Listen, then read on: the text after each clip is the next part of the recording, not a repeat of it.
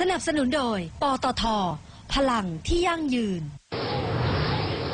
ในเวลาของการตรวจสอบสภาพอากาศในNow Weatherกับผมวิทิพัฒน์นะครับแม้ว่าจะเป็นความหวังในช่วงโค้งสุดท้ายของฤดูฝนนะครับสำหรับพายุลูกล่าสุดลูกที่ 22 ของปีที่มีชื่อว่าพายุมูจิแกที่ก่อตัวตรงบริเวณของด้านนอกมหาสมุทรแปซิฟิกฝั่งตะวันออกของประเทศฟิลิปปินส์นะครับแม้ว่าจะไม่ได้เข้าประเทศไทยโดยตรงนะครับแต่อิทธิพลของมันก็ยังคงส่งผลทำให้ประเทศไทยได้ฝนอยู่นะครับหากย้อนไปดูเส้นทางของพายุลูกนี้นะครับเริ่มก่อตัวตรงบริเวณของด้านนอกมหาสมุทรแปซิฟิกครับก่อนที่มันจะพัดขึ้นตรงบริเวณของเกาะลูซอนทางตอนใต้นะครับส่งผลทำให้เกิดฝนตกลงมาอย่างหนักนะครับแล้วก็พัฒนาตัวในทะเลจีนใต้ทิศทางนั้นก็จะเคลื่อนตัวขึ้นสู่ตรงบริเวณของเกาะไหหลำประเทศจีนนะครับซึ่งพัฒนาตัวเป็นระดับพายุไต้ฝุ่นที่มีความรุนแรงนะครับแรงลมนั้นเกิน120กิโลเมตรต่อชั่วโมงครับซึ่งก่อนที่มันจะขึ้นเกาะนั้นนะครับก็สร้างผลเสียหายทั้งบริเวณของฮ่องกงเองรวมถึงบริเวณของพื้นที่เกาะไหหลำครับก่อนที่จะมุ่งหน้าขึ้นไปตรงบริเวณของหนานหนิง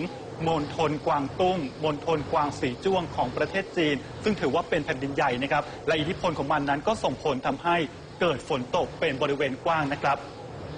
หากย้อนเส้นทางดูนะครับในพื้นที่ที่ก่อนหน้านี้กรมอุตุนิยมวิทยาคาดการณ์นะครับว่าพายุลูกนี้จะไปสลายตัวตรงบริเวณของประเทศเวียดนามครับอันนี้ส่งก็จะได้กับประเทศไทยครับเพราะว่าอิทธิพลของมันจะส่งผลกระทบมาตรงบริเวณของภาคเหนือและบริเวณของทางภาคอีสานนะครับแต่ปรากฏว่าอิทธิพลของพายุลูกนี้ไม่เป็นไปตามที่คาดนะครับก็ทำให้ประเทศไทยลาวฝนก็ลดน้อยลงไปด้วยนะครับ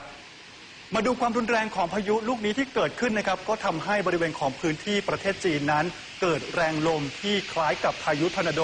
พัดถล่มนะครับแล้วก็ทำให้พื้นที่สิ่งปลูกสร้างอาคารบ้านเรือนได้รับความเสียหายนะครับความรุนแรงจากพายุลูกนี้นะครับที่พัดขึ้นบริเวณของมณฑลกวางตุ้งก็ทำให้มีผู้เสียชีวิต4รายนะครับขณะเดียวกันยังมีผู้ที่บาดเจ็บกว่า80คนและสูญหายอีก15คนจากอิทธิพลของพายุลูกนี้นะครับซึ่งถือว่าเป็นพายุรุนแรงในรอบหลายปีของประเทศจีนเลยนะครับและอิทธิพลของมันนั้นนะครับก็ยังคงส่งผลทำให้ประเทศจีนนั้นยังคงที่จะมีฝนตกไปจนถึง 2-3 วันนี้แม้ว่าจะสลายนะครับส่วนในประเทศไทยครับก็จะส่งผลอิทธิพลทางอ้อมอีก1วันนะครับเพื่อทำให้พื้นที่ทางด้านตะวันออกรวมถึงพื้นที่ทางภาคกลางภาคอีสานมีฝนตกเพิ่มขึ้นในระยะนี้ครับคุณผู้ชมจำเส้นทางของพายุลูกนี้ให้ดีๆนะครับเพราะว่าในอนาคตราวๆกลางเดือนนี้เราจะได้เห็นพายุอีก1ลูกครับที่จะมีทิศทางเดียวกันแล้วก็เคลื่อนตัวตรงบริเวณของมหาสมุทรแปซิฟิกผ่านตรงประเทศฟิลิปปินส์แล้วก็จะขึ้นที่เกาะไหหลำครับราวๆวันที่15ตุลาคมครับจะได้เห็นอิทธิพลของพายุลูกนี้ชัดยิ่งขึ้นนะครับส่วนสภาพอากาศในประเทศไทยหลังจากนี้จะเป็นเช่นไรมาตรวจสอบกันที่แผนที่อากาศนะครับปัจจัยที่ยังคงทำให้เกิดฝนนะครับนั่นก็คือลมมรสุมทางด้านตะวันตกเฉียงใต้นะครับที่ตอนนี้พาดผ่านอยู่ตรงบริเวณของพื้นที่ทางภาคเหนือตอนล่างภาคกลางรวมถึงภาคอีสานนะครับลักษณะเช่นนี้ก็จะทำให้ประเทศไทยครับมีฝนตกอีก1วันครับโดยเฉพาะบริเวณที่ต้องเฝ้าระวังในช่วงของค่ำคืนวันนี้ตลอดจนช่วงค่ำวันนี้ไปจนถึงช่วงกลางดึกของวันนี้นะครับไม่ว่าจะเป็นทางด้านตะวันออกทางด้านภาคอีสานรวมถึงภาคกลางกรุงเทพมหานครนะครับส่วนปัจจัยอื่นๆนับจากวันนี้นะครับจะมีอีกปัจจัยหนึ่งนั่นก็คือร่องมรสุมนะครับที่พาดผ่านอยู่ตรงบริเวณของตอนบนของประเทศไทยครับหลังจากวันที่8ตุลาคมเป็นต้นไปก็จะเลื่อนลงมาอยู่ตรงบริเวณของภาคกลางมากยิ่งขึ้นนะครับมาดูสถานการณ์ทางด้านภาคใต้บ้างนะครับตอนนี้มีความกังวลการสำหรับเรื่องของสถานการณ์หมอกควันจากไฟป่าบนเกาะสุมาตราประเทศอินโดนีเซียนะครับที่ยังส่งผลอิทธิพลทำให้บริเวณของจังหวัดภาคใต้นั้นเกิดหมอกควันแล้วก็ปกคลุมไปในหลายๆพื้นที่นะครับกรมควบคุมมลพิษครับรายงานค่าคุณภาพอากาศนั้นในช่วงของเช้าวันนี้นะครับยังส่งผลกระทบกับบริเวณของพื้นที่ทางภาคใต้ไม่ว่าจะเป็นสตูลสงขลาปัตตานี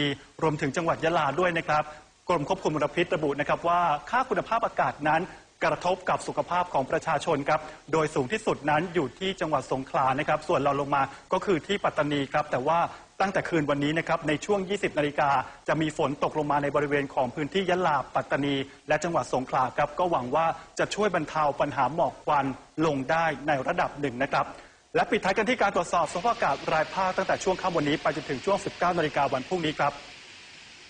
ภาคเหนือยังคงมีเมฆเป็นส่วนมากกับมีฝนฟ้าคะนองกระจาย60%ของพื้นที่นะครับจังหวัดที่จะต้องเฝ้าระวังในคืนวันนี้นะครับจังหวัดตากกำแพงเพชรพิษณุโลกเพชรบูรณ์ครับฝนตกมากที่จังหวัดตากในช่วงของตั้งแต่ช่วงค่ำไปจนถึงช่วงกลางดึกวันนี้นะครับภาคอีสานฝน70%ครับส่วนมากบริเวณของชัยภูมิมหาสารคามนครพนมครับส่วนภาคตะวันออกมีเมฆมากกับฝนฟ้าคะนองเกือบทั่วไป